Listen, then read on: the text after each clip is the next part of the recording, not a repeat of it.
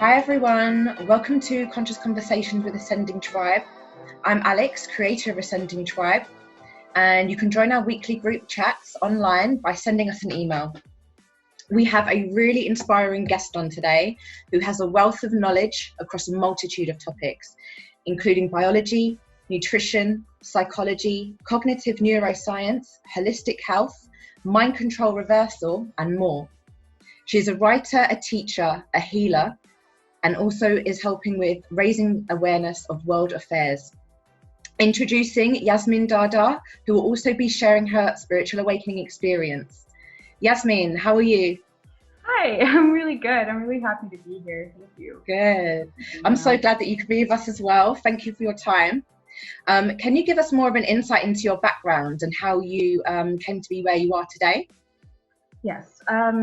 I've always had an interest in the life sciences, so that was the angle that I took since a young kid. I knew I was interested in that. My family are educators. We have a school here in Jordan, Amman, Jordan. And so I always felt like there was something that was calling me to be both a teacher and something into the study of life. So that was kind of my initial journey in life. I was always quiet and an observer, studying things, learning and reading.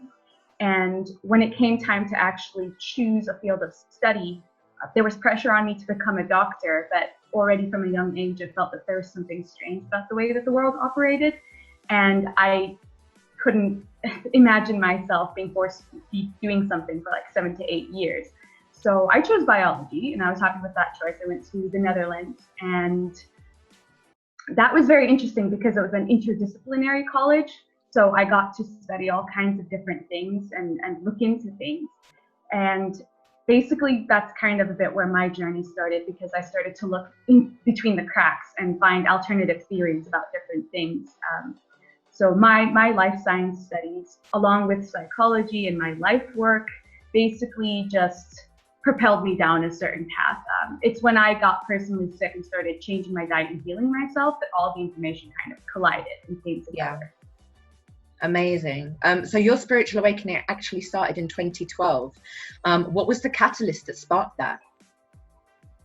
It was actually a major sickness. It was a dark night of the soul. At the time, I did not know what that was whatsoever. And it's the kind of thing that you don't only go through one, you go through multiple layers of this.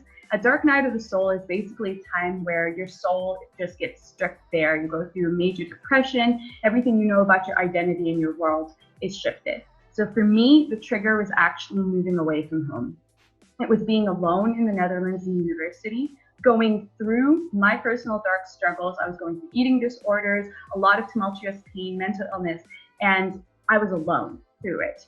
So that is when I really began to see things differently. It's as if all of the proof that I had known was going to be there when I was a kid came together then. Because when I was young, I always felt like there's more to this reality. There's more to this, I'm sure of it, but nobody around me can explain what that is. So I actually started experimenting for the first time ever with marijuana at that time. And it basically, the first layer shifted and I was like, oh, there is more to this. But of course it was a really dark period. So it was through incredible stress and pain that everything started shifting. How long were you in that? Were you in that period for? I have to say it was 7 years, 7 to 9 years, that it was just constantly evolving. I would think it was done and then it would go in for another one. So basically my 3 years at that university were horrific. And then coming back from that, back into the environment that I grew up in, was even darker. So it was, that 6-year period that was the most confusing, because I had no bearings about me and I didn't know what was going on. And did that lead you to go down that research path of like what we call truth seeking? Yeah, definitely. It started in the Netherlands with, I remember it now, I have the very first article that I read. It was about manifestation and the conscious collective and the power of the mind. I was reading that stuff alongside being a hardcore atheist and studying biology and all of this, stuff in my life that couldn't be integrated. Yeah. And it was after the university experience that I basically came across the Mandala effect. And I was like, okay, I'm done. This is actually happening, but everybody around I remember me, when I came across that as well. Can you elaborate a little bit on what the Mandala effect for those that don't really understand? Well, it's called the Mandela effect because it's termed after Nelson Mandela, because there's actually in the world several theories about when it is that he died and how. And that's very confusing because you'll ask one person and say, when did that happen? And I'll give you 1 year, and someone else will say they remember something else. So it's a theory basically where there are multiple memories or interpretations and timelines of events. And there's kind of no explanation for it because a lot of people will say it's just faulty memory. A lot of people will say, you know, you're basically using confirmation bias and just creating information to fit your agenda. But the thing about the Mandela effect that's insane is that beforehand, you knew full well what it is that you knew about the way things work. It's only when faced with that new information, you're like, wait, what? Curious George doesn't have a tail? He's a monkey, for heaven's sake. That's what I grew up looking at. So yeah, it was interesting. For me, it was like the spelling of like the Bernstein and Bernstein books. I mean, I didn't grow up on those books, but I mean, when I was researching the Mandela effect, it was just really interesting. Yeah, the different scenarios, and there are actually still a group of people that remember Nelson Mandela dying. They still they remember it.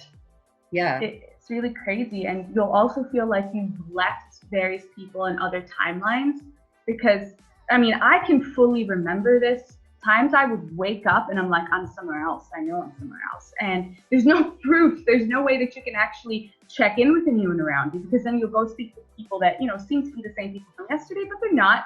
And they have different memories and they are fine with this new update to the words. You're not. You seem to come from elsewhere. The one for me that was the massive eye-opener was the human skeleton and things to do with human biology. Because I love this stuff, I was researching it and obviously human anatomy. So when I started going into the rabbit hole of Mandela effect on the human body and finding out that our rib cage is different and the position of the organs has changed, the heart is more in the center where, you know, we grew up, it's on the left. That stuff. I never came across that. Oh my God, that's crazy. That was fascinating, yeah. Wow. Oh my God, that's so interesting. I'm going to have to do a little bit more research into that now. So we are experiencing a mass awakening at the moment and going through a huge transition energetically, spiritually, physically and mentally. How can you describe what and who we are? At a soul level, we are energetic beings experiencing this. So regardless of what we're seeing at the density or 3D level of, you know, physical interpretations, there's something always going on energetically. So with the spiritual awakening aspect of things, this is something that harkens back to all of the, you know, ancient spiritual traditions and all of the prophecies that have basically talked about, you know, the changing of the ages, things come and go in cycles, history tends to repeat itself. And this particularly, we can call it like the Hopi prophecy, the time of reckoning or the great purging. And that is basically just releasing all of the false identities that we have about ourselves in our minds, because the minds are sick. We'll talk about soul sickness later down the line as well. Yeah. But there's a lot of associations and interpretations that are false, a lot of curses in the generational line that we're basically easing. And it's not necessarily something that we're actively doing. This is a process that Gaia is going through as well. Basically, everything on this planet is like raising its vibration, shedding old layers, and moving forward in collective energy. And when you talk about the cycles, are we heading into the golden era, the golden age? I would say that's definitely the case, but it's also across, you know, vast spans of time. So it's not something that is just going to happen within a year or 2 or 3, but these are definitely cycles that we are a part of, which is why what goes on around us is so tuned in to basically catch us at each portal and at each time that's meant to be a celebration and an awakening. It's basically used for certain nefarious deeds we'll also get into. Yeah. I mean, I find currently at the moment, I feel that we're currently at a spiritual crossroads. Yeah. What can you tell us about the current conscious timelines? I can say that it definitely feels like there's a split going on. It definitely feels like there are those that have been awakening across multiple layers and times up until this point. There are those that are set to awaken and are activated at this time, but there definitely seem to be those that are very much still within that collective hypnosis going through those timelines. And with regards to timelines in general, this is definitely not about one person creating their reality and, bypassing what's going on by just hoping that if they don't look at it, it'll go away. This is definitely like a collective creation. And by that, I mean that as humanity, one person to become enlightened is nothing in the face of the fact that we are all one being. Yeah. So it means that, we're going in layers and moving forwards. At the time, let's say in the past, before these timelines came to be, that is what humanity needed to manifest in order for more people to awaken to themselves or to realize this type of sickness in the mind.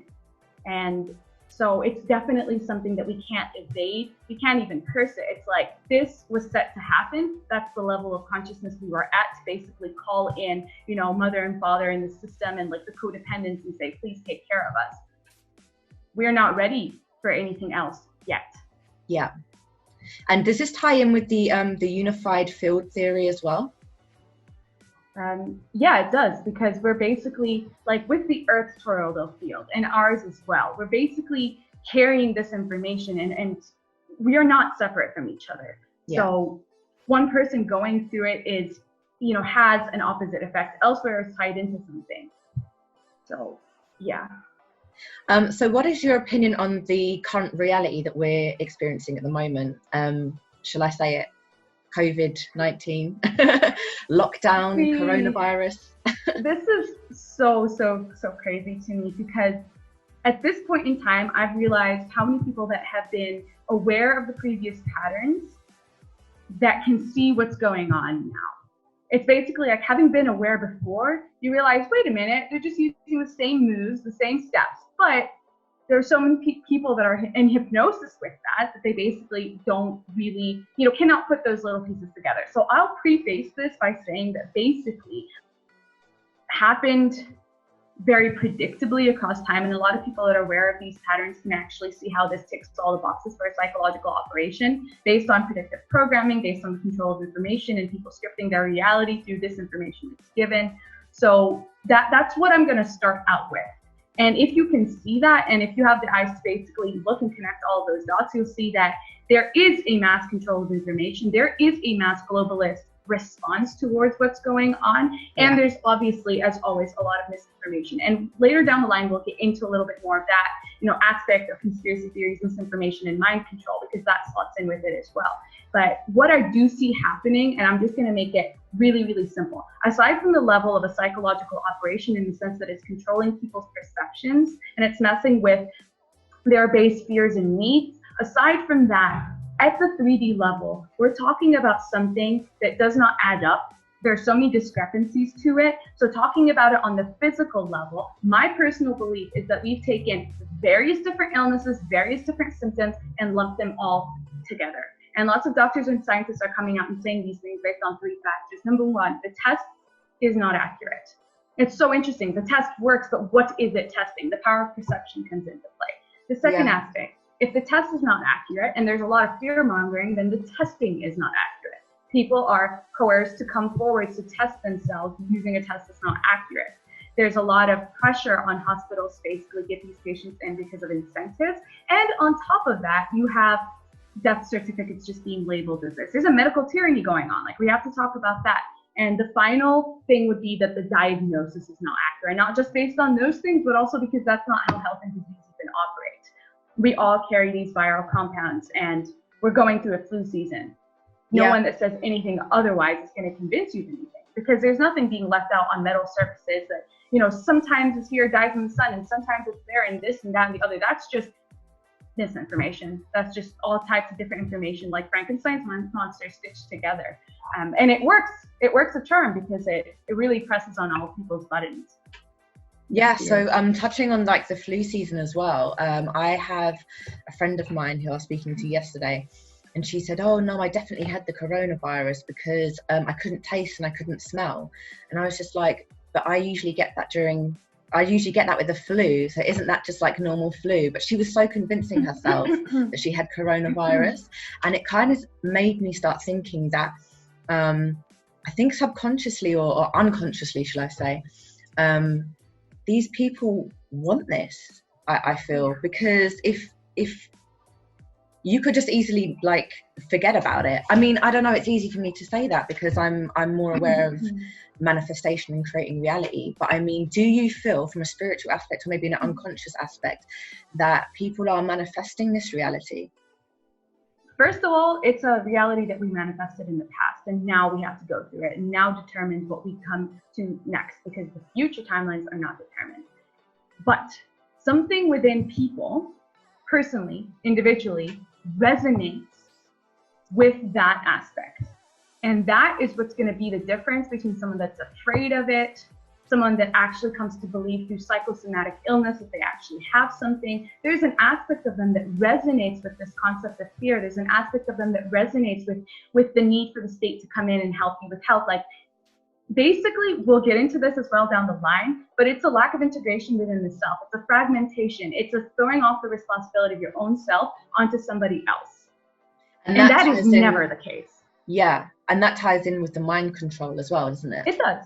Yeah, it does. But like, the psychosomatic effects are huge as well. And by psychosomatic, I mean a person can convince themselves they have something just if they think about it hard enough, or if they have certain symptoms and it fits the box with what appears to be happening in the world, they're going to then label it that. Like, the placebo effect is major, but do scientific papers sit around and actually talk about the placebo effect? No. A lot of this stuff is labeled as pseudoscience, but it's how our reality operates, and it's what these very same people use against us.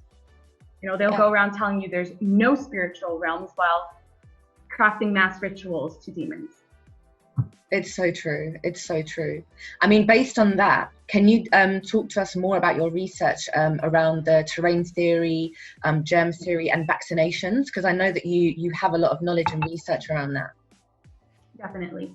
Well, what I do want to say about that is that, first of all, let's just ask a question to those watching and be like, if the media had not come out and said there was this massive thing going around and you got a cold, would you label it something? Would you call all your neighbors and tell them to stay away from you? Would you shut down your country? The answer is no. This is all directed based on how the narrative is going and who's saying what. So it's crazy to me. Let's just take this back 1 year. No one was saying anything then, but people still had symptoms. So that's one of the levels that we can take it from. And that relates to the terrain theory, because it speaks on the fact that we do not catch diseases, we breed them. They happen internally based on our inner set points, on our ability to detoxify, what good probiotics are there, the balances of nutrients, everything. So we'll talk about the microbiome here for a second, because this, in fact, is one of the triggers that led me on my awakening at university. I was writing my thesis, and it was about plant-based eating and all of the different ways that it could help across ethics, health, and environmental sectors. I discovered something amazing while I was doing that. I found out about the microbiome, and this is essentially, as the name has within it, is like a tiny ecosystem, and we have it all throughout our bodies, not just in our guts. And it's populated by various flora, including fungi and parasites. They each have their own roles. They're scavengers of disease, and they're the good probiotics that basically digest food for us and produce nutrients. So the gut-brain axis is where what goes on here is going to affect the neurotransmitters in our brains. Now, the interesting thing about this microbiome that I discovered at the time was that people were not talking about it. It was something new and interesting that was particularly taking us down the road of personalized medicine, where what works for you is not going to work for you because you have a different fingerprint. But for things like psychiatry, it's something that's to blow it out of the water, because it turns out that many of these so-called psychiatric diseases are not only caused by toxification and heavy metal depositions in the brain, but they are also to do with the particular balance of microorganisms in the body. So we're looking at certain strains that cause OCD or are complicit. These are also comorbidities. They are the result of the disease, not the cause of it. And you find the same thing with bipolarism, with obesity, with anxiety, with depression. And that begs the question, what is actually imbalancing these populations so as to lead to these results, to lead to these symptoms? And that's where the terrain theory comes in.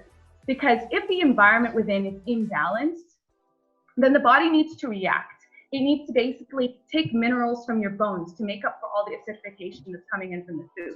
I've heard it said before, and I totally agree with it, It's better to fast and not to eat at all than to eat an improper diet. And here's why. Not only because fasting is an amazing way to heal, but also because your body has to put in all this extra energy and work to digest things that are not good for you. It's got to actually go into your body and dig out minerals and nutrients to make up for the imbalance in that food, which means that you're depleting yourself even as you think you're energetically fueling yourself. So terrain theory is about the environment, yeah, and diseases based on your environment, right? Yeah, it's like so within the body. How does that tie in with viruses? Well, or the lack of, or the way that this works is that particular stressors on the body and particular lack of certain nutrients leads to different organisms coming into play. And with the theory of viruses, because indeed it is a theory, the way that we currently understand it is not that way at all. It's not. I mean, let's just go back to how when I used to be in school, I'd read about viruses and I'd be like, wait, what do you mean they can't decide if it's dead or alive? You can't be both or either or. It's one or the other. So that was already a niggling doubt for me. So the theory of viruses, what we mean by that is that literally an agent floating around in the air and infecting people is not possible. It's unique to the body. It's unique to the body. When the body is toxified or under stress, we release our very own repair proteins, which you can term viruses. There's a connection even with them and exosomes, which again are pods of toxicity that come off of cells. They're unique to our bodies. They can be shown to happen on any cell that you take out of its environment and start poking it and prodding it. It's going to release repair proteins. So that's not proof whatsoever that virus was there and it caused disease. They are the result of disease. And I did read somewhere very interestingly that if we are riddled with toxicity and a lot of our organs have a lot of heavy metals in them, you're going to see organ failure. And that's because these viral agents go in and try to basically dig up and reverse that damage. And sometimes it's too extensive that you're basically crashing. So I would say that health actually comes from detoxifying and giving the right things. Now, with the viral aspect with the germ theory, it could very well be something that we are seasonally releasing within our bodies right now because they create detox reactions, as we know with all kinds of colds and flus. We basically get a sinus reaction, a fever, any of the stuff that's basically releasing. And the aspect of vaccinations is a really interesting one because it's also fraudulent based on what associations they're actually using. I mean, if we look at the industries themselves and what they are putting into those vaccines, that stuff in and of itself can trigger autoimmune reactions, in and of itself poisons the body. The body itself, when strengthened normally with the things that it needs, it has two reactions: protect itself against what comes from the outside and also create a memory bank of how to deal with antigens as you find them within you. Yeah. When that reaction is upticked, you basically have the incidence of autoimmune diseases and all other kinds of problems based on inflammation. So with that in mind, vaccinations, we don't need them. We basically do not need them. However, I do want to talk about something interesting here, which you can find in the study of homeopathy. Okay. There is a branch that speaks on vaccinations because this is something interesting. The principle itself is not faulty. That's where a lot of people start bickering and fighting amongst themselves and creating these camps, whether we're pro or anti something, without understanding the truth of the matter. There very much is a basis and a principle that involves you becoming inoculated or exposed to a certain thing that leads to a bodily reaction. This is something that was indeed studied at the time by both the homeopaths and those that went on to develop vaccines. We were studying those reactions. So yes, it's a thing, but it's also about what we're focusing our money and our energy on. If we were focusing that time to basically detoxify, be far away from the things that are creating these reactions, the heavy metals, and eating properly, we would be healthy. That is a fact, first of all. Second of all, a lot of the things that we see in our world are simply misperceptions. That is all. And by that, I mean the angle at which we're taking it from and what we're punishing it at again, the germ theory creates the situation where there's constantly something outside of us attacking us. And that goes back to the collective narcissism and the separationism that we live in. We're basically attacking and having a war against these things. Whereas a more holistic perspective is basically like, for example, children do go through shedding periods. Through their development, naturally, they will reach a point where they will basically release a certain viral compound, it will create certain symptoms, and they will move on. However, we've demonized this in our world. We basically said, that is horrible, we should not have that. And I mean, let's link this up with the fact that measles protects against cancer and all kinds of other so-called, diseases actually work synergistically and are necessary to the body's function. So we are dealing with a mass perceptual veil over a lot of things. People will throw in something every single time that you talk about vaccinations and diseases, and each and every time it will be a psyop in and of itself. So they'll go, what about the Spanish flu? What about the polio vaccine? And each and every time you can take that information, follow it down, and you will see, okay, well, they were either all vaccinated beforehand, or there was some mass poisoning going on, or it was a specific area where they were controlling it and taking this information and teaching it. Viruses have not been shown to basically be taken out of your body, put in somebody else, and then make that person sick. So they don't follow postulates, which basically are like how microorganisms are shown to be infectious agents. But an interesting aspect that we have to bring in now is that you can very much be injected with something that will cause disease. So that, this is where it gets interesting. Because if you're being injected with certain agents and they get activated later down the line, it didn't happen naturally within your body as a reaction.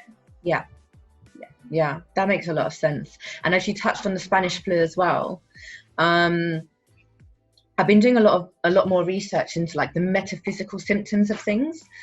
So as opposed to it being an actual virus or something that people could catch from others, and with it being like contagious, it was actually created by the emotion of fear.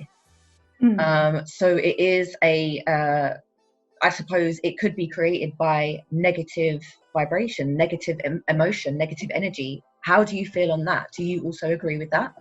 Definitely, because anything that we are not conscious of, as Carl Jung has said, is basically going to run our lives, and we're going to call it fate. So anything that's subconsciously going on in the body, any of these fear lines, any of these aspects, they're going to manifest somehow. So whether that's a person basically reacting triggered to anything that goes on around them, or their body releasing symptoms, that is going to happen. But as I said earlier, this is very much a time of purging. So I'm going to bring in ascension symptoms into this now, because I very much see a parallel with it. Because I myself have been going through them for years. Now, what happens with ascension symptoms is as the energy raises and we go through these collective updates, we tend to release a lot of things that we don't need, not just physically, but also identity-wise and emotionally. If you know what's going on, you can see that happening, you can support it. And even if you don't know that it's happening, it's kind of a slap in the face sometimes, and it pushes you forward. So what I'm seeing right now is a vast unawareness of what's going on, which is creating even more fear. And it's going to kind of force people to basically cleanse their vessels. They're going to find themselves becoming much more sensitive to the things around them that they previously didn't think about at all. And this comes over time. And then just touching, going back to germ theory. I read that germ theory was actually created in the 1940s, I think by a Nazi scientist, if I'm correct, as an excuse to give out vaccines. Is that correct, or did I read that wrongly? I'm not sure on the exact details, but I do know that it was in that time, and that person was using it to push forward certain agendas. And basically, Louis Pasteur and the other guy that was also working on it were basically at odds with each other. So Bernard and Claude Bernard and Antoine Duchamp were friends, and were basically working together on their theory of what they call the microzymas, which is what we understand today to be the microbiome. And it's like this theory of mutually beneficial, but also possible to become pathological, tiny microorganisms within the Terran theory. So they were working on that, but that never came to light. That did not get published. Their work was pushed to the side. When instead, what we do know about science, and this is an interesting point to mention, it really does depend on who's funding it, what's the agenda behind it, and what it can then later on lead in terms of profits. So I really do have to say that if people are interested to understand who some of these people are and why their work went forward when a lot of others did not, they would look into things like Project Paperclip, where a lot of Nazis were not convicted for their crimes and were instead transported to the United States of America and went into really high up ranks, like in the CIA and other intelligence agencies, and basically were behind a lot of high level operations such as MK Ultra. And we'll get into that when we talk about mind control. Yeah, exactly. But I think what you just touched on about being associated with the pharmaceuticals and who's being paid for what, I think that leads us nicely into controlled opposition, because there is a documentary going around at the moment, which I'm sure you're aware of, called Plandemic. I'm personally skeptical of it. And basically from what I keep being told, and obviously what I keep researching, that viruses aren't real. In the documentary, she touches on HIV and talks about HIV being real. So that was like my first kind of suspicion with that. But I mean, what is your knowledge or awareness around controlled opposition? Okay, before going into controlled opposition for a second here, I do want to say something. Because we are in a reality that's perceptual, a lot of times one person's truth may not be another's. So it's a certain angle that they're looking at it from. So there's no absolute truth in the sense that if we take this information and say it's absolutely like this, but then someone else is studying it from a different angle, we can basically throw out everything they're doing. I don't believe in that. What I think is going on is that it's levels of awareness as well. So let's take her as a person based on what I've seen and reading the emotions of the situation. I believe that she is an honest person about what she believes, about what she has seen, about what she sees with the work that she has done. So depending on how you're reading the results, the way that you're looking at it, and the indoctrination that you've gone through, you're going to see things a certain way. So that's one of the ways that I don't directly take out a person's entire life's work just based on one or two beliefs that are a little bit different. But I tend to try to look at it from, okay, what angle were they going at it from and what was she actually saying? So with that particular situation, there's two things I want to say. The first one is that her work on exposing the toxic elements within vaccines that were leading to autoimmune responses, cancer, chronic fatigue syndrome is amazing. All of that was discredited. All of that was buried. So this brings us into controlled opposition. I do in fact believe that certain people are brought up in certain times in order to create mass discussion, confusion, and misunderstanding of what's going on. I really do see that as a thing because it's a chess game. So it depends on who they're bringing forward. And a lot of the times they'll associate a person that's the most smeared out of them all and then try to make that person be the face for something. So while I appreciate and I respect each person's line of work and what it is that they come forward to say, what I'm seeing in the online space is that people are missing the picture. They will then start to argue about, well, this person's a fraud based on what the CIA said, and this person's this, and this person's that. And it's completely taking away A, from the message, and B, from where we are supposed to be. In terms of, I think that is the reason behind controlled opposition in the first place, isn't it? Because with all this awakening happening, I think the worst case scenario for the elites would be for us to all unite and come together. Yeah. So of course they have to create a controlled opposition to keep us divided, to keep them conquering. It's like fabricated realities within fabricated realities. Yeah. So, it's just bringing out certain players, certain actors. It doesn't matter about the personal integrity of the people, because if the end result is people arguing amongst themselves, I think we miss the message. And it's like, I see this a lot in the truther community as well. It's like people believe that they have the absolute truth about it, but it's all perspectives. And it's all lots of little puzzle pieces, and we can bring them together as long as we agree on some basics, which are we are energy beings, we are souls, we're having heart expansions, we're basically having an awakening. There are forces that would rather we don't see them for what they are. That's it. And all the little details around that can either help or hinder a person. In my personal experience, I've actually found that it's better to believe in something, to start believing in various different things, and that leads you from one thing to the next to the next. But don't settle. Don't stay stagnant. Yeah. That's like one of my biggest I always say keep the mind open. Yeah. Because you cannot grow, and especially if you feel like, oh no, this is it, and like you said, settling, oh no, I found it now, oh I know the truth, or this, and then something else might come up, and it's okay to change your mind. It's okay to come across research that actually contradicts what you previously believed, because we are all trying to learn something. We are all trying to understand what actually is going on, and no one is ever going to truly know the truth, not at this stage anyway. So I think it's such a vital point to bring up about the controlled opposition, because as you said, I've experienced it as well. When I post certain things, I've had people comment and come to me and say, oh, you're discrediting the truth community. But it's like, I'm just posting something just to, like, and I'm not even pushing my view on you. I'm just posting something. Keep your mind open, you know, and that's all it is. It really is.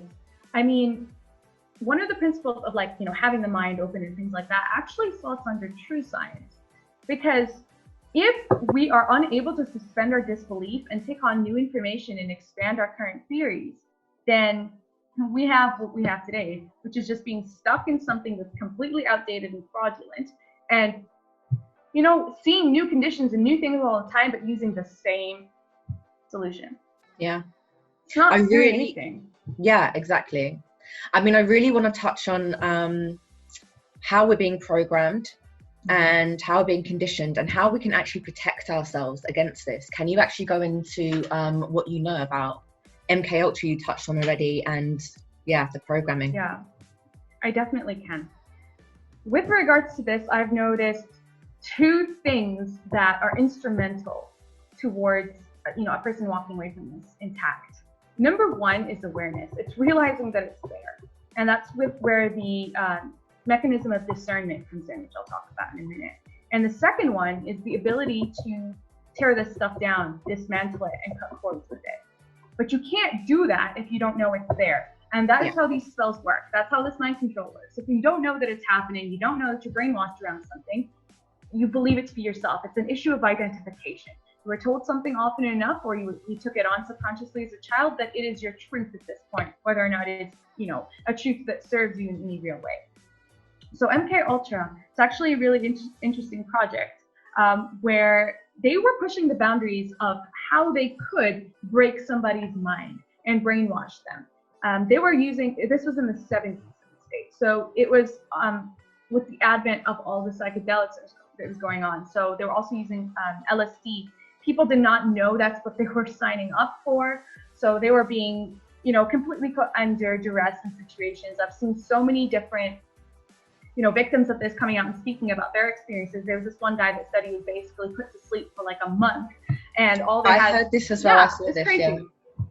Just playing tapes, and, you know, basically electroshocking in order to erase what he did have in terms of personality and thoughts and replace them with new information. It's experiments of this nature. These are the very same people that never admitted that they stopped what they were doing, and it was so functional.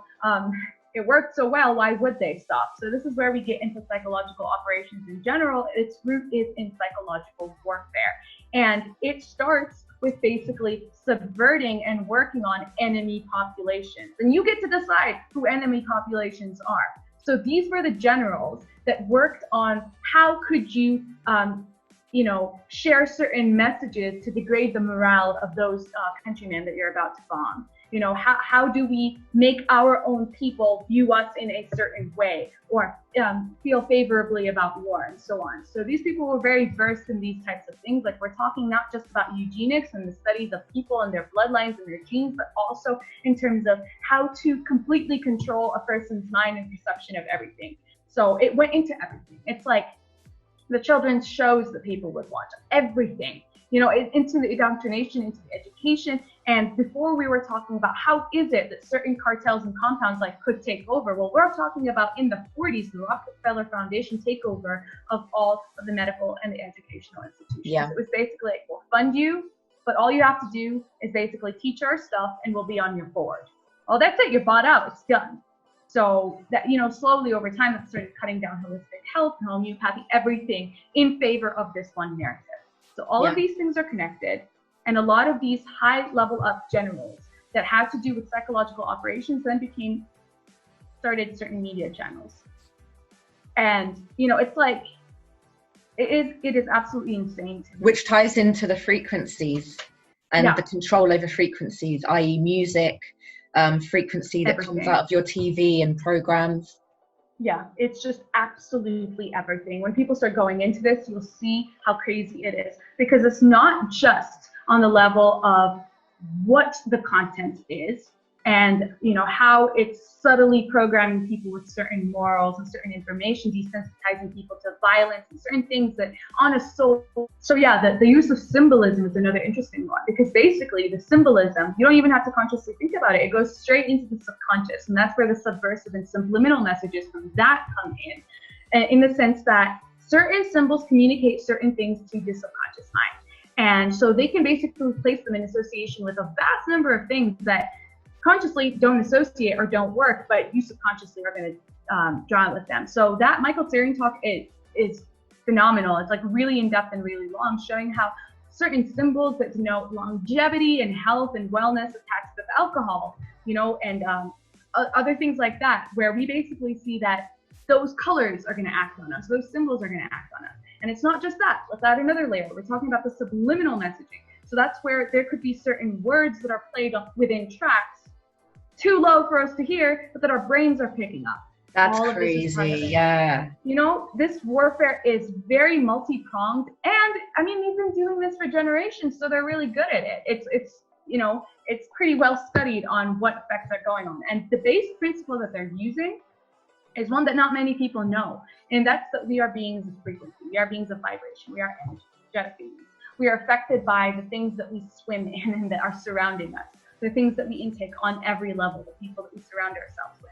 And so that's where the frequency aspect comes in as well. So it's the frequencies of those shows, of that music. I mean, the 432 harmonic is something that we can listen to that feels very good. We don't have that. No, instead we've got frequencies like 440 hertz, which basically shuts down certain cell functions over time. And this is where you can get into Emoto, I can't remember his last name, study on frequencies effects on water and how cymatics, I love. Yeah, all of this stuff is just how it works. And we can basically think, oh, it's pseudoscience and we're just a meat block that lives on the surface of a rock all we like, but still they're using those same principles on us because we are frequency beings. So yeah, it's also the frequencies. We've also got frequency weapons, and this extends beyond just what we surround ourselves with in terms of radiation devices, and then the upgrades to our laptops and the 5G towers. We'll get into that in a minute, but we're also talking about weapons in the sense of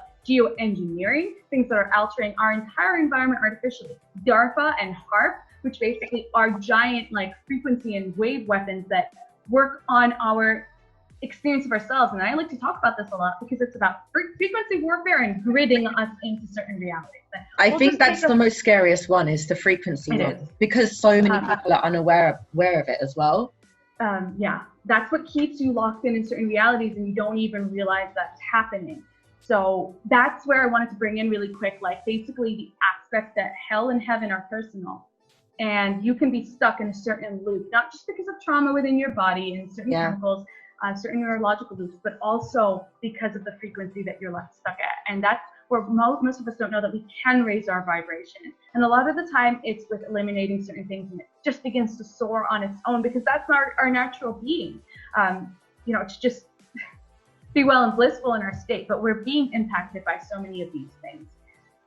I really want to touch on how we can protect ourselves from the mind control. Like, is there a way that we can reverse our indoctrination? Yeah, there is. So this is going to happen on multiple levels. One of the ones that I wanted to mention was that the combination of EMF radiation, fluoride that targets right away the pineal gland, and glyphosate and various other pesticides that go into our gut and then seep into the brain because the blood-brain barrier has been degraded over time. We have the scientific study that we learned in school that it's impermeable. Newsflash, it's not. We are basically making our brains swim in toxins. So that combination of those three things on the pineal gland is one of the ways that calcifies it and actually alters the way that we release DMT naturally, which gives us our sight and experience of the world, how we dream realities as being, and what we can experience from different frequencies. So that's one of the levels. We can actually guard against these things if we are attuned and aware with our own bodies how to reverse these practices, basically by beginning to detoxify. And we'll get more into that down the line. The other way to actually guard against this would be to know that it's happening. once you are aware of something, it has got no power over you any longer. When you're watching something and you know what they are doing to you through it, you're not going to engage with it in the same way as if you were just basically keep walking through that, thing, letting it give whatever messages it wants. So it's really our own frequency and vibration that guards against these things. Expanding our heart space, awakening, healing ourselves is a natural antidote to these things, which is why they're in place to begin with, to basically shut down our natural abilities. Yeah, of course. Well, can you actually tell us on 5G? What is your opinion, or have you done extensive research into 5G? I basically remember that a few years ago, I learned about this, and it was so horrific, and people did not understand or know anything about it that it just went into my, it just passed away out of my psyche. I was like, I can't deal with this right now. And it was as if it didn't exist for several years. And then this whole situation that happened was a wake-up call. And I see this with so many people who all suddenly realize, we cannot fall asleep on our missions right now. There's a lot of information that still needs to get out there, including 5G. So that for me was a resurgence and a reminder, okay, is it what I remember it to be? And then I looked into it, and it's literally frequency warfare. Once again, we're dealing with EMF radiations that are even more potent than what we do already surround ourselves with. And we're also dealing with weaponry. If anyone doesn't believe that they basically have this technology already and they're just drip feeding it to the populace, like all we have to do is like look into the past patterns of everything that's been released and why. It's always under a certain guise. And that's where the mind control comes in. It's like always like, this is for your own good, or you are primed and through predictive programming made to believe that is what you want.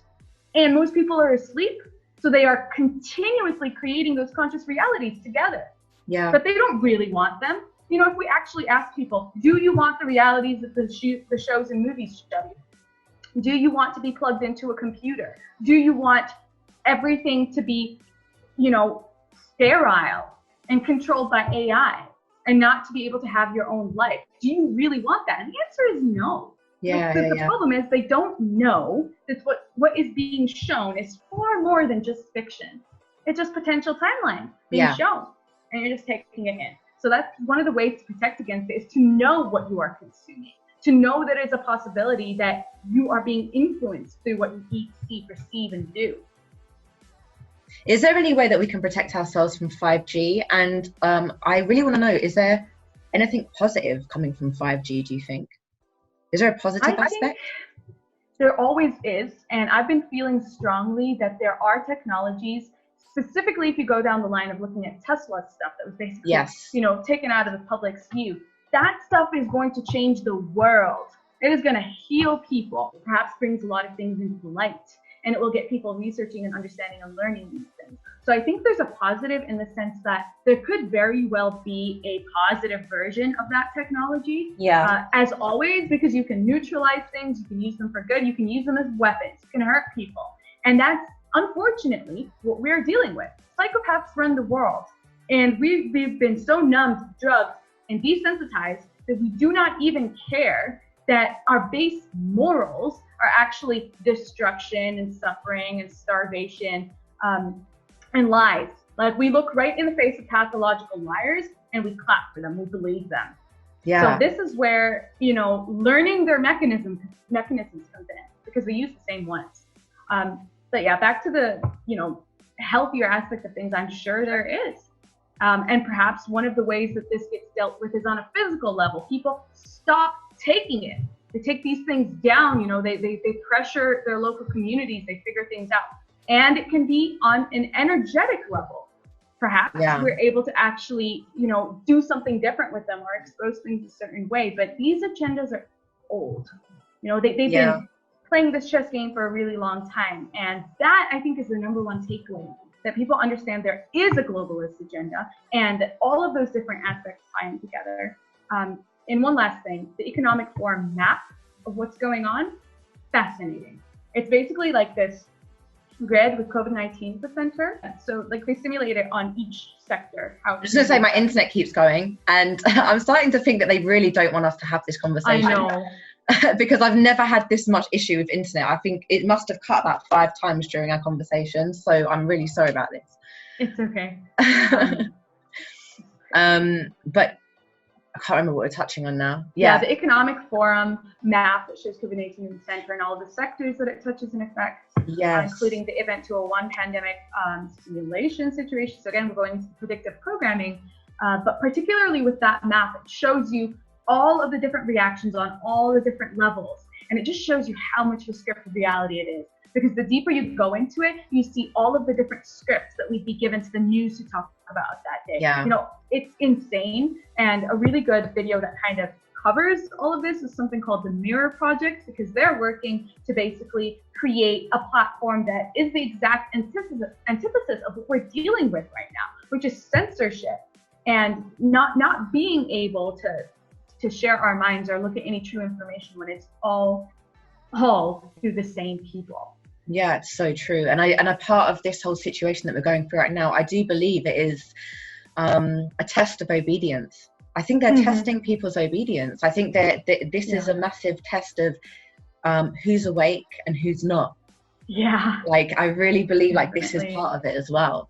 But I mean, talking about obviously our spiritual evolution and awakening, what advice can you give to people with regards to how we can heal ourselves, especially to evolve our spirit as well? Okay, I'll go into how, yes, my first triggers were discrepancies in the information that I was receiving from the narrative around me and what I felt. So that's number one. As a person begins to expand, they're going to receive cues. So I would say just follow those cues. But this is where they've messed with our reality testing and our intuition.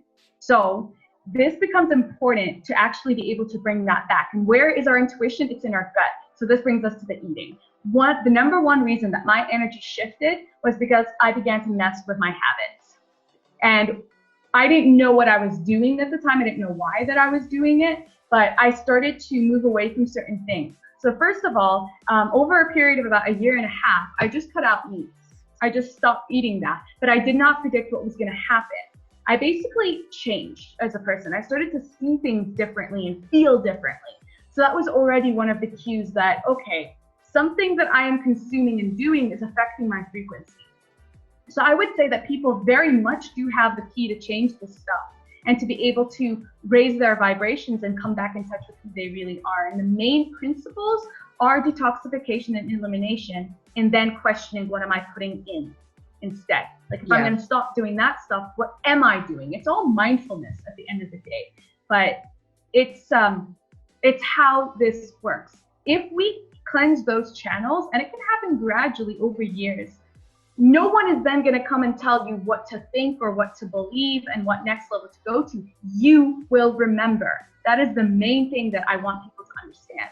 It's not like I started this process and then someone knocked at my door and said, okay, here's the letter for the next step. No, it started coming in from within me, whereas previously I've been following what was going on around me. My parents say, be obedient, I'm obedient. You know, people say they don't like this, I change myself.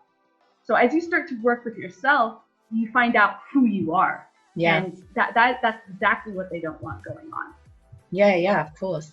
And as I'm finding, the more like I'm exploring myself as well, my body is naturally telling me what I don't want and what I do want. So I find myself craving a lot of liquids now, like soups, smoothies. Some of the stuff I used to eat and drink, I mean, I've never like really been into fizzy drinks or stuff like that, but I mean, I was a proper sugar fiend. I can't, like, I cannot, like, my body starts rejecting that. I actually get symptoms if I start eating certain crap food. I just can't. Yeah, this is crazy because it's like, that's what starts to happen. There's so many levels of detoxification and changing and raising your vibration. You reach a point where it will just tell you you'll become really ill if you eat certain things. And that's where we get into food poisoning and detox reactions. That's what also got me thinking about this whole viral situation. It's like, this stuff is all within me. It's like I've eaten something that does not agree with my body, and then I will get a closed up throat and, you know, will be sniffly and get allergies. And it's like, this is, you know, I can't just do this stuff mindlessly. But it starts in the beginning with phasing certain things out. So no one at all can actually go from where they're currently at to something completely different without the steps in between. So for each person, I would say it's personalized, and it starts on levels of density. So if you're already eating cooked foods, then the first thing to do is to basically switch over to a little bit more like whole grains and a few more vegetables. Have a bit more fruit sometimes. Eliminate some of the more inflammatory aspects. So this is where we get into the grains and the sugar and the alcohol, the caffeine, and the animal products. Like, there's so many levels to it. And at each level, you learn something new. And ultimately, yes, it can actually lead to the point where a person is just subsisting on fruits or just liquids, or even just breathing. And you can even get to the point where you're feeling within yourself that you're fasting, and it's telling you what's healing, what's not. But you can't get there from where exactly you are at. And each experience of removing something is gonna change something. Not just because it changes the microbiome, which changes the neurotransmitters, which changes the taste buds, but it's energetic too. Yeah. I mean, I really enjoy fasting. I love how I feel afterwards. The most I can actually do is like 3 days, and I vary it between, like, I do intermittent fasting most times actually. So I don't eat anything after 6 o'clock anyway, and I'll probably eat breakfast around, or especially now that we're in lockdown as well. But I mean, like around 9 o'clock in the morning or something. But a couple of weeks ago, I did like a 3-day water fast. So I was only just having water. And it just, you feel so much energy. And I feel like there's a lot of misconception around fasting. And I was part of that, like I had that misconception a while ago. I was like, I don't know how people do that, and surely that's not good, and how can you have more energy? But you don't, and you just actually don't even miss food. Like after the first day, I just feel good. I don't even think about it. And I just have so much more energy. Yeah, it's amazing. But yeah, so in your in one of your last videos actually that I watched, you talked about collective narcissism. What I didn't really fully understand what you meant by that. Can you elaborate? Yeah. So one of the things that I experienced growing up, but then leading on to the different events that I went through, was a particular type of training. And I like to call it NPD school, but narcissism is actually just one of the things on the gradient of psychopathy. So it could be pretty minor, and it's like a preoccupation with the self. But if we're talking energetically and chakra levels, it's a closed heart. So that person's unable to love and take somebody as part of themselves. So things are conditional and everything's separate off of each other. So within my personal experience, I went through some abusive circumstances. I dealt with individuals that could not love me or understand me for who I was. And that led to my self-esteem and my world being shattered internally. I had no identity. I didn't understand who I was.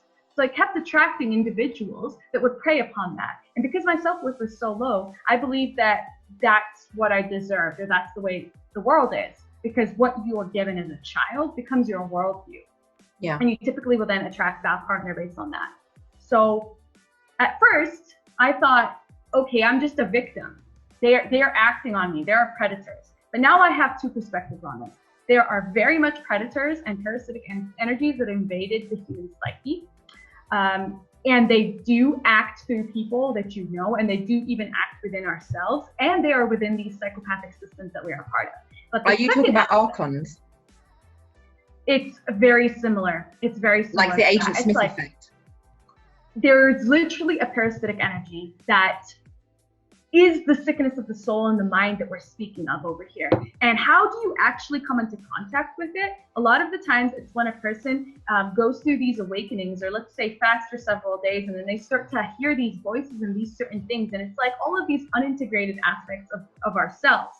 But it's not just personal. It's also, there is an external energy, and it's like that mythic battle between light and dark.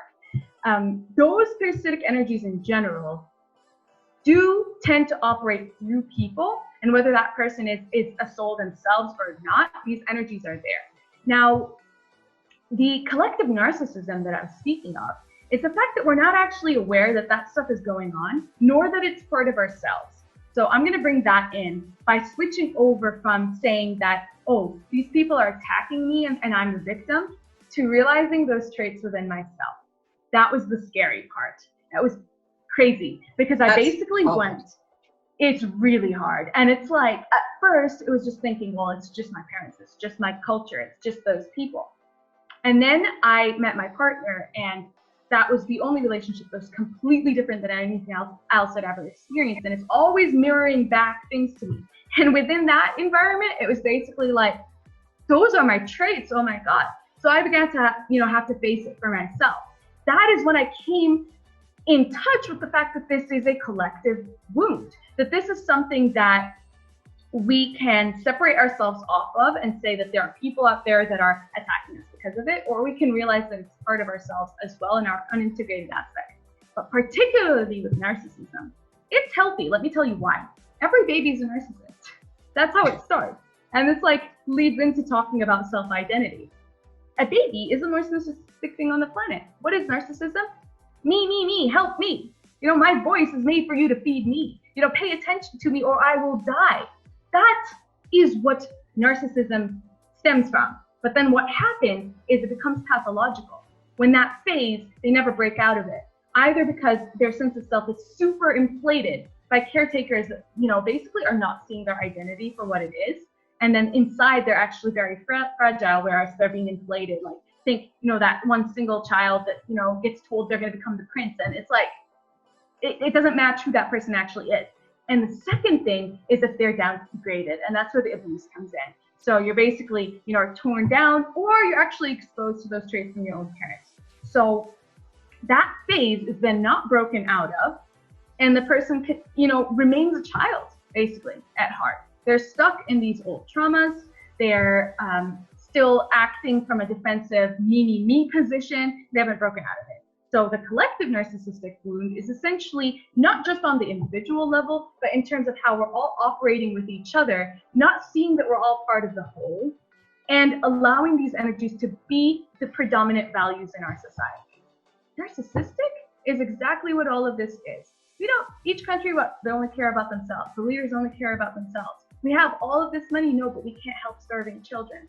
It's all uses the same tactics. Which leads us into showing that once you see it in one place, you're going to see it everywhere. And the only antidote to that is love. It's realizing holism and not being separated and basically a victim to these types of things. I mean, if you're saying that babies start with narcissistic traits as well, how is it possible to collectively cure that then, or resolve, shall I say? Well, let's rephrase a little bit here. So basically, what they start with is self-preservation tactics, which become narcissistic if there is a pathology involved or certain abuses. So they're not narcissistic per se, they are just self-preservational. So how would we actually deal with this on a collective level? It would be, first of all, realizing that those traits and people that are psychopathic and aggressive should not be celebrated. That's how our current societies work. They're very competitive arenas, and those people's traits come forward. Why? Because they can mimic human behavior, mimic emotional ties, basically pathologically lie with no conscience whatsoever, no problem. It would be for us to realize that that's there. It's akin to realizing that there is a monster under the bed and not just hiding, because we like to believe in fairy tales. There's a really interesting documentary called Defense Against the Psychopath. And he talks about why this kind of thing can go completely unchecked and unhealed in so many people. It's because we're not even admitting that it's there, not within ourselves and not even in the people around us. Because we've been given simplistic morals also from the things that we've watched and grew up on. Everything's good, and in the end, the princess and the prince go to the castle and it's all fine. And all the while, this very real threat continues to be the puppeteer that's the architect of human experience, and can very easily prey on our unawareness. So it's the unawareness aspect. And the second thing is that if a pathological environment creates that, then the only solution is love. It is community. Yeah. It's realizing that people stuck in abusive situations should not be their only choice. People being ostracized and isolated and being medicated for the wrong things, that's not supposed to be happening. As a society, as a community, we're all sick. And that is like what the Hopi and all those prophecies talk about. The shamanic view of mental illness basically is like, you guys are doing this all upside down, inside out. A healer and somebody that goes through extreme sickness of the soul and health on the physical level is actually a healer. They're actually going through this so that they can bring information back to their village and help those people. And instead here, we throw those people in crazy homes. Oh, sorry. Yeah. Yeah. So it's like arrested development. We can imagine it that way, that like the development is stopped at a certain point and none of the things around us can aid in that. They basically either reinforce it or just deny it. And yeah, nobody can heal in that situation. I really understand it more that you've described it now, because it's actually really, I can resonate with it as well, that I'm actually going through it, especially like that victim state. It's like what I'm realizing is when I'm pointing the finger, I should be pointing it at me instead. And actually it's exactly what you're saying. Like when I'm saying, oh, this person did this to me or that person did that to me, actually those are traits within myself, which is why I'm seeing it in that person in the first place. I've been going through the same thing. I'm trying to rewire my brain to like not be in the victim state, which I think a lot of us are conditioned to be in, but actually just point the finger at me.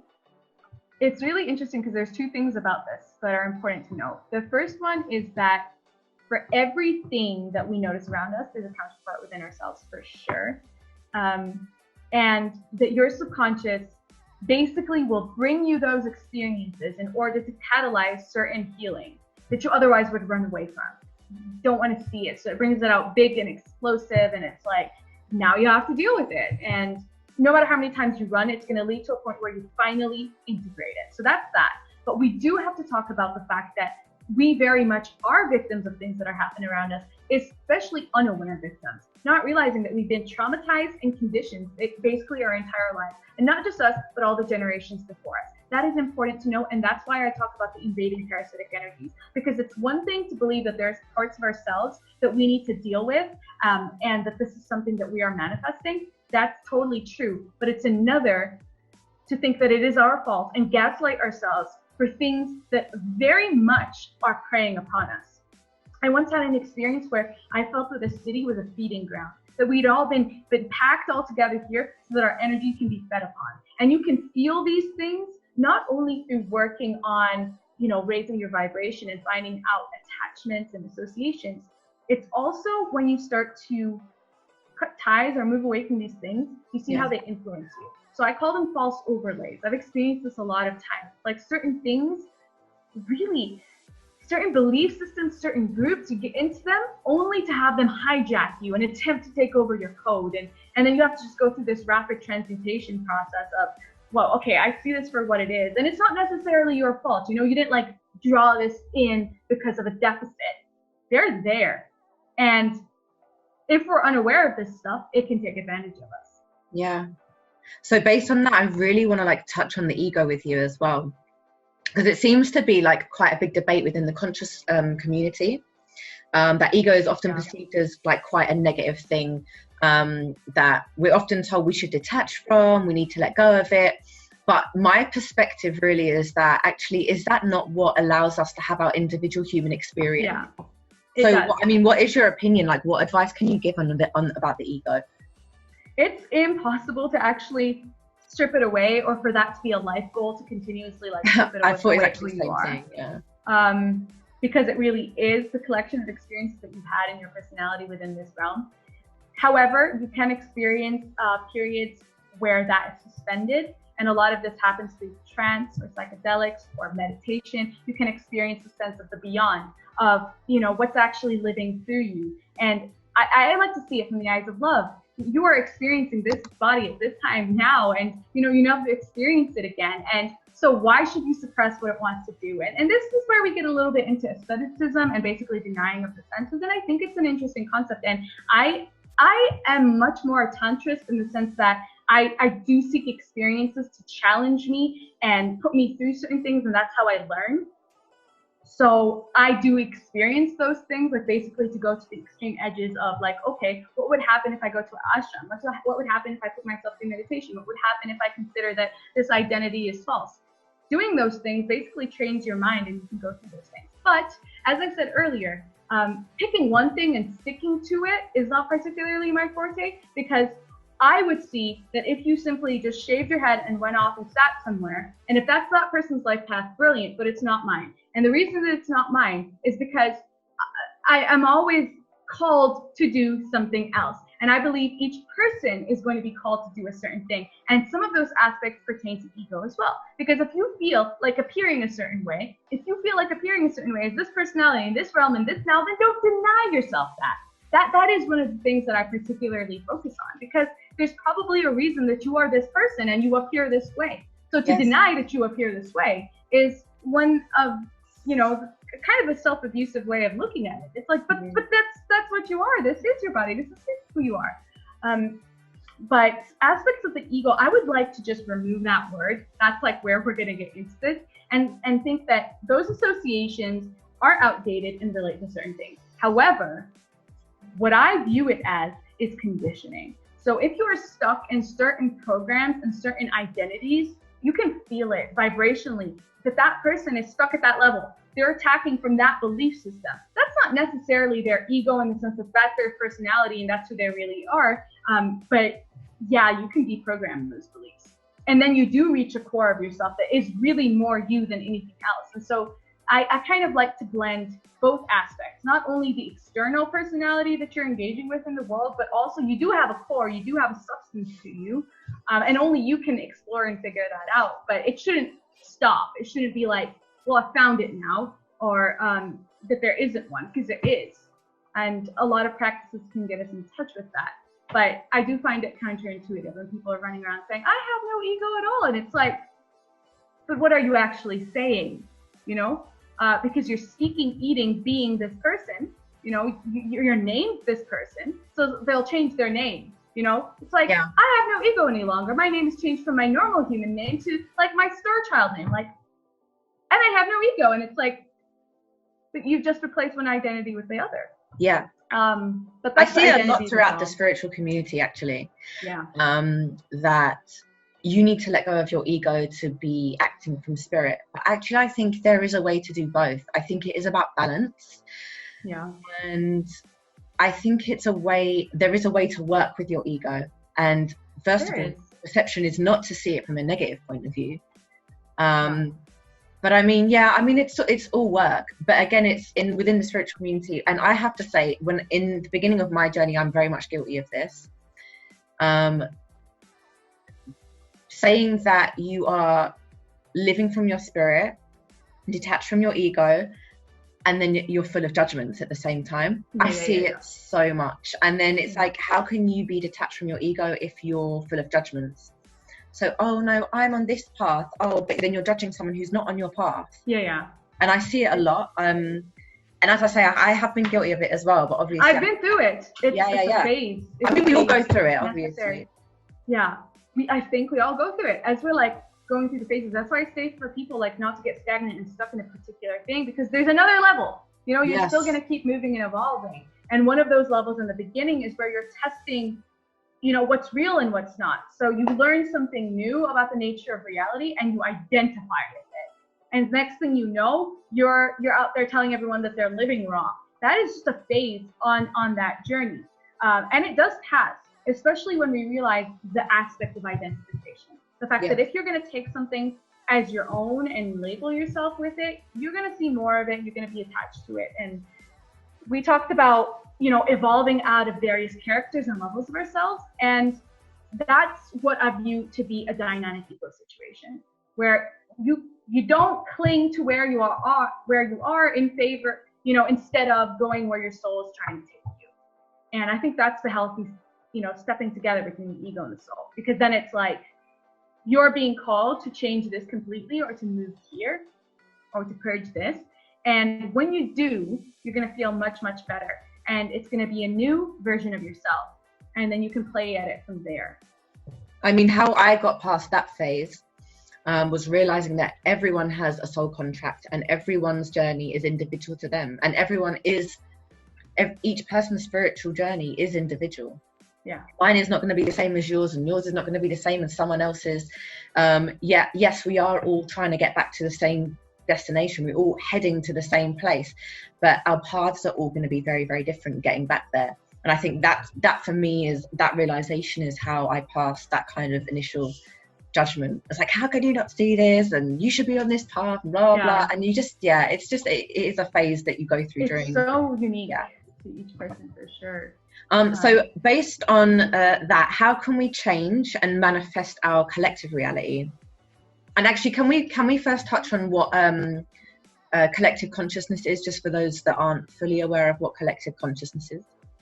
So I'm just gonna preface it with fractals, the concept of fractals, that there, or the Hermetic principle is as above, so below. So basically, there's a counterpart for everything, and it maps out from the tiniest of things to the hugest of things. And a fractal is this infinitely repeating pattern, and it's always the same, and it's worlds within worlds.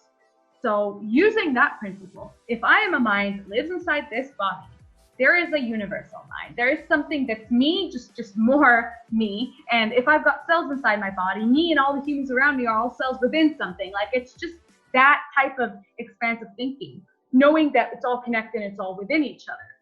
Given that that's the case, if I have a subconscious and I've got a conscious mind, then I am part of the universal conscious and collective unconsciousness, which is also populated by everybody else. In which case, me just deciding on my own to just burn the entire world down and start something new isn't going to happen, because I'm part of something. So it's like, that's why they said often that if there's a little mutiny with all these humans and we're acting like a cancer, it's because we're not working together. You know, each little fraction is deciding by itself, like, I'm going to create my own world, but you can't. You are the world, and we're all part of it. So yeah, this is where people realizing their collective responsibility to what is around them, that what's around them is them.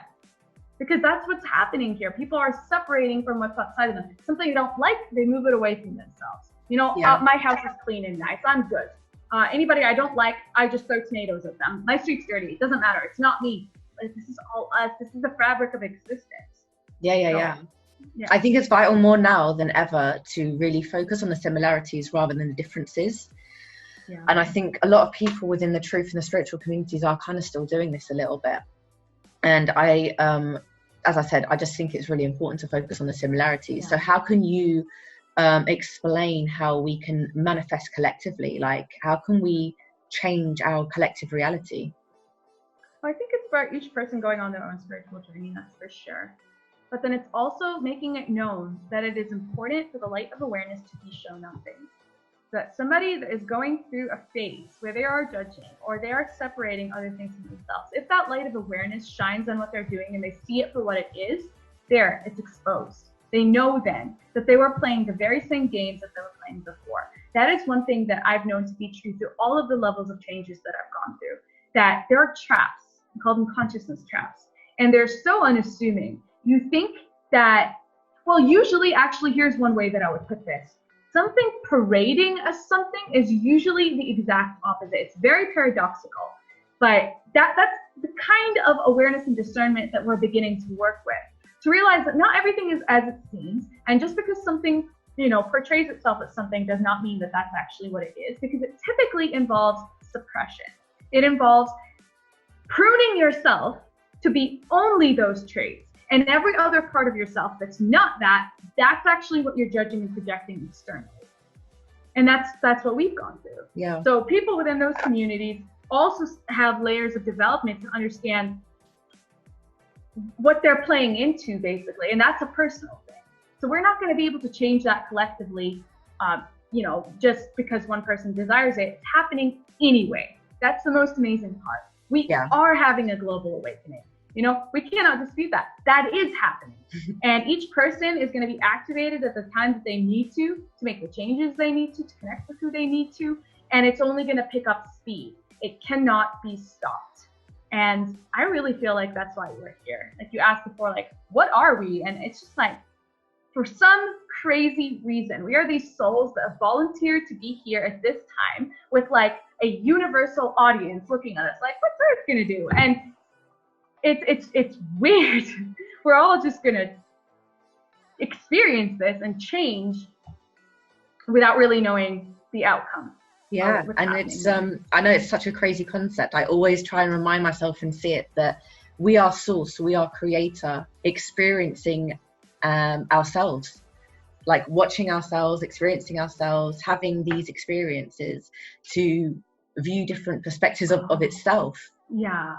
It's the experiencing itself. And it just connected back up to the collective narcissism here for a second, because I linked it to my experience where I needed to go through certain things to see certain parts of myself to integrate in certain ways.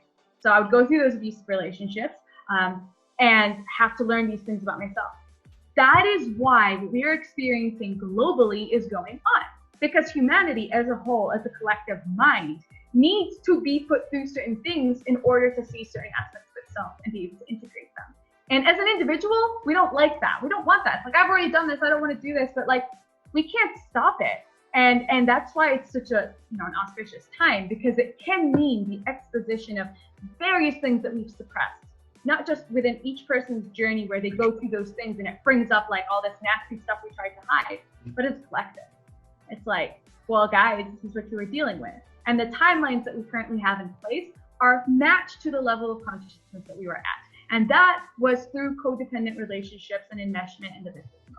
It's like, oh my God, something's going to attack me from the outside, and I need these father and mother figures to help me. That's the level we're at. That's why that's going to match up, and that's what's going to manifest. Yeah, that makes a lot of sense. I mean, bringing things back to you personally as well, what are your daily rituals and what is your nutrition like that helps you to stay in alignment with self? And what advice can you give to others about raising their vibration? Like, what advice can you give about people who maybe aren't really aware of their vibration or aren't really working towards raising their vibration? How would you explain that to them? I would start by saying that there's something called transition diets, which is the easy way to ease into some stuff. It's like you begin to eliminate certain food groups, and like you said, intermittent fasting. It's like you're just kind of testing the waters.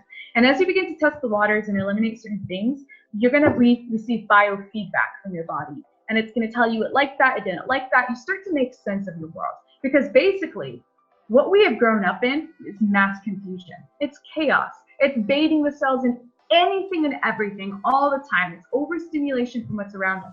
We cannot tell what's up from down. So the number one step is going to be to try to sort through those stimuli. It's to try to calm them down and try to understand in a much more one-to-one type of way what each thing is doing. So the transition starts out pretty slow. It can just be eliminating certain food groups. It can be beginning to learn about certain things in terms of healing that you can heal with herbal stuff. But here's an interesting point that I want to put forward, which is that if you're not digesting and assimilating well, and if your cells are really blocked up with heavy metals and toxicity, certain natural remedies will not work in the same way that we've been conditioned to believe that pharmaceuticals work. And that's why it all goes hand in hand. You have to transition and detoxify. And then nature has all its bounty right there, because it works on our cells, because, you know, that's what it's meant to do. But when we are conditioned to believe that we need a quick fix or something that's essentially a tranquilizer or a masker of symptoms, we don't really know what's actually going on. The body gives us signals. So the next thing I want to say is that once you start working with your body, trying things and stopping things, you develop like an encyclopedia of cues. You begin to see what association attaches to what. Because again, we've been conditioned to believe that pain's nonsense and it's nothing and we just need to stamp it out. Those symptoms over there mean nothing. The injury in your foot cannot possibly have anything to do with your face. If you inject yourself with a chemical, it's not affecting you. Breast implants don't cause disease. We've been completely screwed over when it comes to health and disease. We don't understand how it works. So the way that a person empowers themselves is with starting with their own encyclopedia of associations. So now, leading into my habits and rituals, if something's not agreeing with me, I stop. You know, if I'm desiring a certain thing, then I follow that path. But that has come through much more, you know, cutting down what wasn't me. And this is where the detoxification comes in. People will understand about parasites. And a parasite's two life purposes are to evade detection and to get you to do what it wants. So a lot of the cravings that we believe that we have, or things that we go through along the way, are not even ourselves. So that's why it's paramount that a transition occurs, that a new association is built, and that eliminations happen. And ultimately, once you are in touch with your own intuition and what you actually need and want in that time, then you start, it's just a dynamic relationship. So my personal things that I do are kind of what I'm feeling at the time, but they're also things that are time tested and true for me. So, Yeah. for example, I know that I'm going to feel a little bit more strange if I'm eating cooked things all day long. So I follow a more 90% raw situation.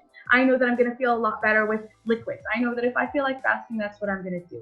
But because I've gone through extreme autoimmune illness, and especially poisoning from a copper foil and all of those things, basically it became so important for me to understand how to detoxify, how to support the glands. So I just follow a pretty basic, like these minerals from beneath the earth. It's like 80 plus minerals that help the body to absorb nutrients and also help the glands. I take that because most of the food around us is completely depleted. And I'll focus on things like a certain psyllium husk fiber. So that really helps when it gets good prebiotics, feed the gut bacteria. And, just, it's become very simple for me now. It's like, yeah, I just crave liquids. I'll have a smoothie and then I'll have a salad and then I'll like make something simple and anti-inflammatory at night, like sweet potatoes and quinoa or something.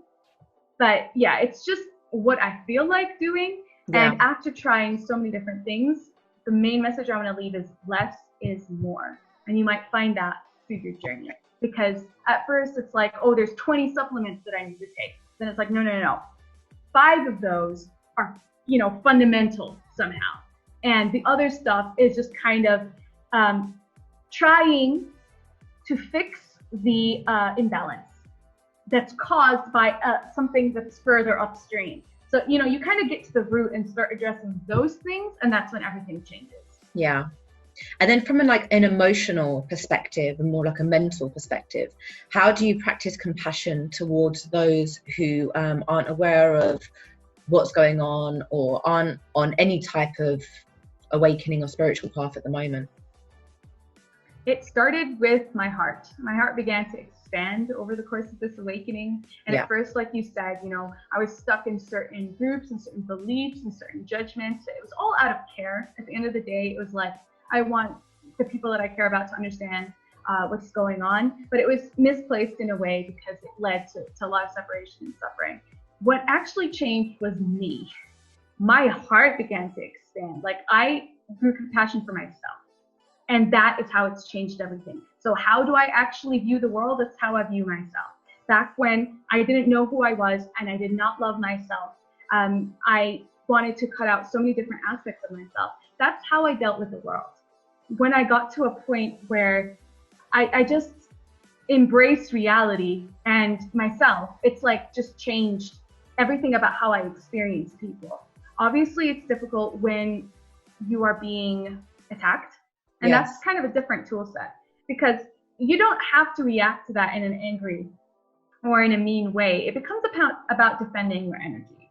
So you could still have compassion about them, for their journey and who they are, but not necessarily take them on as part of your energy field because it's not doing anything. It's quite detrimental. It's like tearing you down. So actually, I read something really interesting, and it's like the biggest compassionate step that you can take for an individual that does nothing but harm you and themselves is to take distance from them. And I had never thought of it like that before. It's to almost take what like from them?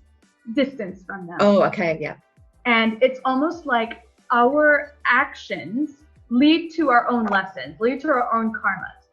Now, this is interesting because when that person is unconscious and unaware and is consistently abusing others and shutting them down, they're not aware of themselves. And that's like a very typical trait of narcissism, for example, lack of self-awareness. So what is the most compassionate step that I can take to deal with that person? It's definitely not fight with them. Definitely not get into reactionary triggers and battles with them. And I had to learn that. Yeah. But it's also not try to show them who they are. They're not going to see it. They are not going to see it. There's going to be a lot of projection and reality twisting and gaslighting. So this new thing that I read, I was like, oh, that's so smart. It's like the most compassionate thing that you can do in that space is move away from them so that they don't have access to you anymore to use you to hurt themselves, because that's what they're doing at the end of the day. Yeah. You're getting hurt, but they're using you to hurt themselves. It's like it is self-abuse at the end of the day. Yeah. I often, when I get into those situations where I feel attacked or provoked, it's so funny because I often, like nowadays, I'm starting to think, oh, what would Dr. Wayne Dyer do? Or Esther Hicks? Or, like these kind of teachers that I listen to on YouTube and stuff, and I often think, oh, what would they do in that situation? I often like imagine them smiling or just laughing, but like laughing not at them, but just kind of like, as in laughing because this is all an illusion at the end of the day. Like when you start realizing the bigger picture, it's like none of this is real, and actually this person attacking you is actually yourself attacking yourself. And like, it's just a change of perspective. It's just in that moment is when I struggle to remember these things that I'm currently talking about. That's the hard part. Especially if you are trying to stay balanced within your own path and keep your energy at a certain level. Once you become mindful of that, then you realize, like, I could argue with you, but it's also just going to take away from my day and my energy. And it lowers your vibrational frequency as well. So it's just about what's the intent with it. If you actually feel like it's going to change their mind somehow, brilliant, but that's usually different. It's like they're open a bit and they're asking questions, but then we can just get stuck in these black holes and go down that. So like you said, like just to be a little disassociated, a little detached from it, and be able to see the bigger picture. Laughing, humor, all that stuff can just keep your own vibration up, while at the same time realizing, this is not a big deal. And, a different version of myself would have gotten into the thick of it, but I don't need to. And it's also looking at it kind of from, I don't know, I like to see it from the levels of awareness. So if someone's at that particular level of awareness and arguing at that level, once you zoom out and you look at where they're at, you can have compassion for that, because they just can't see any differently. That is their path. But then it means that, you can choose whether you engage or not, or how you engage. Yeah, I love that. Yeah, it's something that I'm still learning though, Yeah, it's ongoing. Progress, work in progress. But lastly, I just want to touch on, like, what are your plans for the future, and how can we stay in contact with you and stay up to date with everything that you're doing?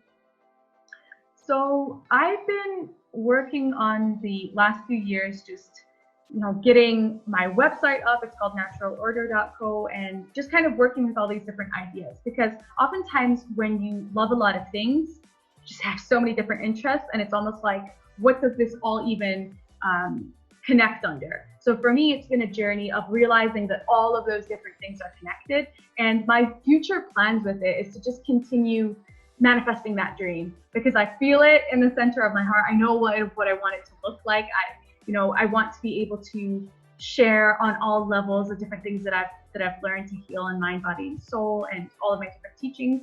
So I'm just going to be working on continuing to put that stuff out there and take my next big step, which is to make proper courses and programs.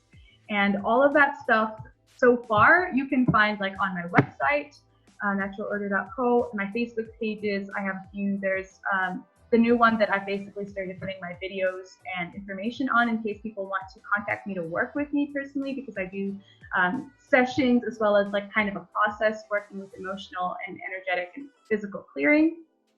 And that's like basically where it is, aside from my vocal platform where I write. So books is gonna happen next, because I've got like hundreds of pages and documents that I've been like, oh, this is all getting ready for now, isn't it? This makes so much sense after all the videos that I watch from you. Like, it would only be a book next. You have a lot to share. But I'm gonna include all the details in the description below anyway. Awesome. On your website, how to get in contact, how to follow you on social media. But it's been so amazing talking to you. So insightful. I love these conversations because my mind just expands. And it just really, I just feel so stimulated mentally when I have these conversations. I know, it's like a high. So great. I'm really grateful for this opportunity that we got to talk about all these different things. And hopefully it's not like too much of a whirlwind of information. I'm looking back on I'm sure everyone can come back to it anyway. But it's been so good speaking with you. So thank you so much for your time. I hope we can speak more, like later on we can get you on and speak more about your business, speak more about the products that you're coming together, the books. Maybe once your book's launched, we can get you back on. Oh, that'd be so exciting. It'll be amazing. But thank you so much. I'll speak to you real soon.